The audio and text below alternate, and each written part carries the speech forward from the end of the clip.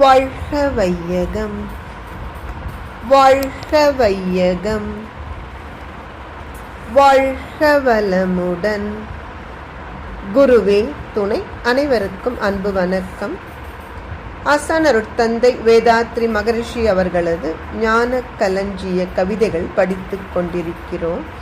இன்று கவியன் 263 நல்லோர் நட்பு என்பது தலைப்பு. அறிவறிந்த நிலை என்ற மரத்தில் பூத்த அகண்ட மனப்பான்மை எனும் பூவில் வீசும் மனமே நெறியுள்ள செயல்களாம். அன்பு கருணை நிர்குணமாம் அம்மரத்தில் கருணை என்ற சிறிய பெரிய கனிகள் பழுத்து தோன்றும். சேர்ந்தோர்க்கும் சிந்திப்பவர்க்கும் கிட்டும். தரியாட நூல்வோட ஆடை காணும்.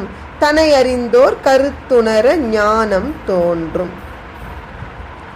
அருட்தந்தை அவர்கள் நல்லவர்களது நட்பு ஒவ்வொருவரது வாழ்க்கையிலும் அவசியம் தேவை. அறிவறிந்த நிலைதான் நல்லவர்கள் நட்பை பெற்று தரும். இதை ஒரு மரமாக அருட்தந்தை உருவகப்படுத்துகிறார். அறிவறிந்த நிலை என்பதை ஒரு மரம் என்று வைத்துக் கொண்டால் அதில் பூத்த பூ எதுங்க? அகண்ட மனப்பான்மை.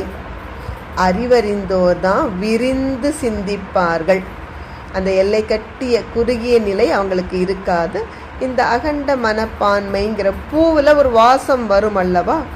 அந்த வாசம் எது என்றால் இந்த அறிவின் உயர்நிலையில் அவர்கள் செய்கின்ற உயர்ந்த செயல்கள், அன்பு கருணை போன்ற உயர்ந்த செயல்கள். அறிவறிந்த நிலை என்பதுதான் நிர்குணம். எந்தவித பேதங்களும் பார்க்காத ஒரு உயர்ந்த நிலை. அந்த நிர்குணமாம் மரத்தில் என்ன பழம் பழுக்கிறது? கருணை என்கின்ற சிறிய பெரிய கனிகள்ங்கிறார். எடுத்ததுமே நாம் எப்பொழுதும் அன்புமயமாக கருணையே வடிவாக இருக்க முடியாது. மெல்ல மெல்ல சின்னதாக ஆரம்பித்து அந்த பிஞ்சு காயாகி கனியாவது போல நம்முடைய அறிவு உயர உயர கருணையினுடைய அந்த முழுமை நமக்கு கிட்டும். இது யாருக்கு புரியும் என்றால் நல்லவர்களோடு சேர்ந்தவர்க்கும் நன்மையை குறித்து சிந்திப்பவர்க்கும் தான் இந்த கருணை என்கின்ற கனி கிட்டும். அதற்கு ஒரு அழகான உதாரணம் சொல்றார். எப்படி தறி ஓட்டுகிறவர்கள் அந்த தறி ஓட ஓட நூலும் அதில் ஓடும் பொழுது ஆடையாக உருவெடுக்கிறது.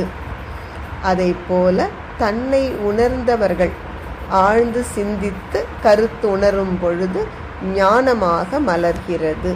நன்றி. வாழ்க வளமுடன்.